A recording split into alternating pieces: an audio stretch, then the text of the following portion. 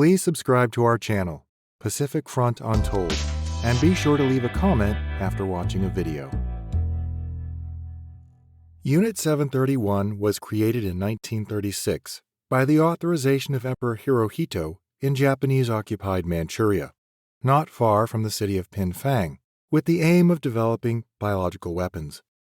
Unit 731 had strong financial support from the Imperial Japanese Army and also from Japanese universities and medical schools, which supplied its many doctors and research staff.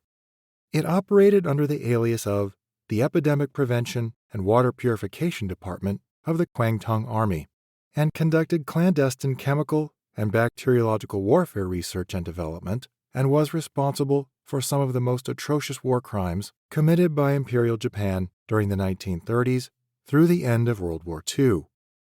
Led by the infamous General Shiro Ishii, Unit 731 maintained close relations with and oversaw other secret facilities, such as Unit 100 and the Kwangtung Army, from whom Unit 731 received many of its test subjects. It had several other units as well in its chain of command, all functioning under the auspices of Japan's biological weapons program.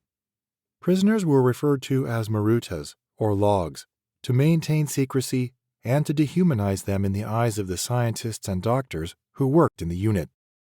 According to scholars, at least 3,000 prisoners at Unit 731 were murdered because of these experiments.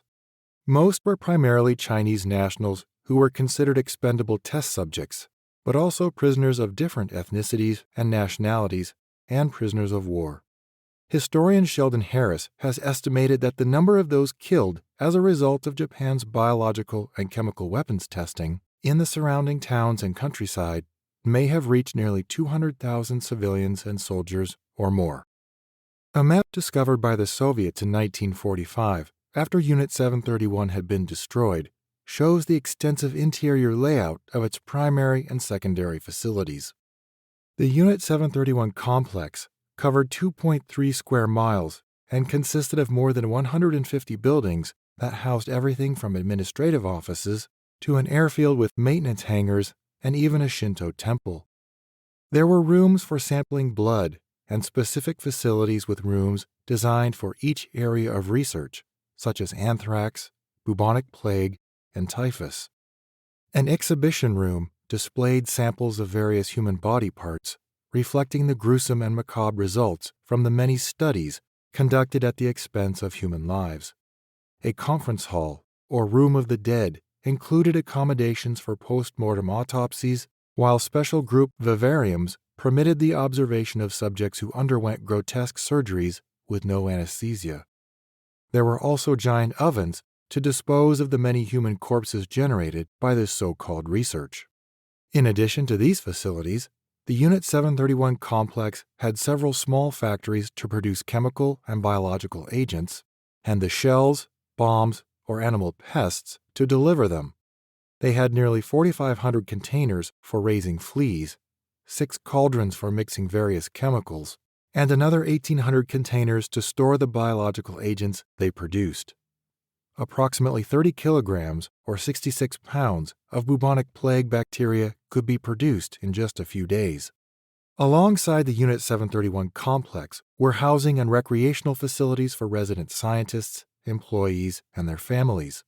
However, not all residents had access to the prison and research buildings, and after the war, many claimed that they had no idea about the types of experiments being conducted, only a few hundred yards from where they lived. After the Soviet Union declared war on Japan, it promptly invaded Manchuria in August 1945. As a result, the Japanese government ordered that all Unit 731 research facilities in Manchuria be destroyed to erase any incriminating evidence of the work conducted there. A skeleton crew began liquidating the Unit 731 complex on either August 9th or 10th, while the rest of Unit 731 personnel evacuated. The design and layout of the facilities made them difficult to destroy by aerial bombing alone, and as a result, several of the buildings were left partially intact or completely untouched, along with the research notes, reports, and photographs that depicted the horrors conducted there in graphic detail. While many Unit 731 personnel managed to escape and return to Japan.